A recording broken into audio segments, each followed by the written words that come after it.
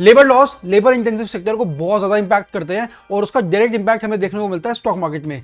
Labour laws उस तरीके से बने ताकि वो वर्कर्स के राइट्स को प्रोटेक्ट कर सके, उनकी वर्किंग कंडीशंस को इंप्रूव कर सके, एंड लेबर इंटेंसिव सेक्टर में इनका बहुत ज़्यादा इंपैक्ट रहा है। अब ओवरऑल स्टॉक मार्केट पे इसका क्या इंपैक्ट है वो हम देखते हैं। सिंपल है, इंडिया में जो लेबर लॉज है वो लेबर्स की एम्प्लॉयमेंट जर्नी पूरी, उनकी वेजेस, उनकी वर्किंग आवर्स, उनकी हेल्थ और सेफ्टी और उनकी सोशल सिक्योरिटी, इन सब पे फोकस करते हैं। लेकिन बहुत बार होता है कि इतना कुछ रेगुलेटेड हो गया तो जो एम्प्लॉयर होता है उसको ये सब फॉलो करने के लिए बड़ी कॉस्ट लगती है, कंप्लायंस कॉस्ट उसकी बहुत ज़्यादा बढ़ जाती है। अब अगर हम बात करें इससे एम्प्लॉयमेंट लेवल पे किस तरीके से फर्क पड़ा है, देखो बहुत सारी ऐसे सेक्टर्स हैं जो लेबर इंटेंसिव है, जैसे आपकी टेक्सटाइल प्रोडक्शन, आपकी लेदर, आपकी फूड प्रोसेसिंग, ये लो स्किल लेबर पे बहुत ज़्यादा रिलाई करते हैं। एंड पिछले कुछ टाइम में जो ट्रेंड्स आए हैं वो आए हैं ऑटोमेशन की तरफ, क्योंकि एक ओवरऑल जो माइंडसेट है वो यही है कि लेबर इतना अच्छा परफॉर्म नहीं करती कंपेयर टू अगर वो प्रोसेस ऑटोमेट हो जाए। तो जो अभी गवर्नमेंट की पॉलिसीज आई हैं वो इसी तरीके से आई है कि ऑटोमेशन के साथ साथ भी उन लेबर के राइट्स बचाए जा सके।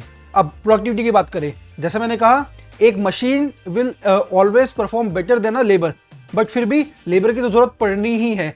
तो इस तरीके से पॉलिसीज नहीं आ रही हैं ताकि उन लेबर को भी ट्रेन करा जा सके ताकि वो बेटर परफॉर्म करे।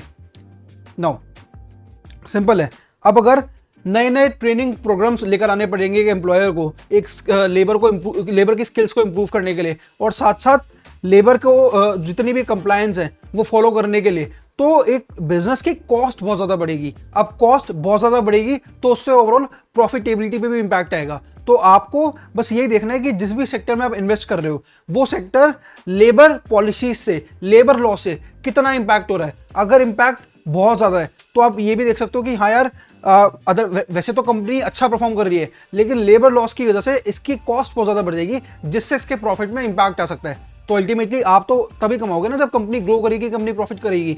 तो आपको ये देखना है कि लेबर लॉस उस कंपनी को किस तरीके से अफेक्ट कर रहे हैं, एंड अल्टीमेटली गवर्नमेंट भी क्या लेबर फ्रेंडली लॉज लेकर आ रही है, लेबर फ्रेंडली के साथ साथ एम्प्लॉयर फ्रेंडली। क्योंकि अगर एम्प्लॉयर की कॉस्ट पड़ेगी तो कोई बेनिफिट नहीं है ऐसे लॉस का, अल्टीमेटली अगर उससे एम्प्लॉयर को लॉस हो रहा है।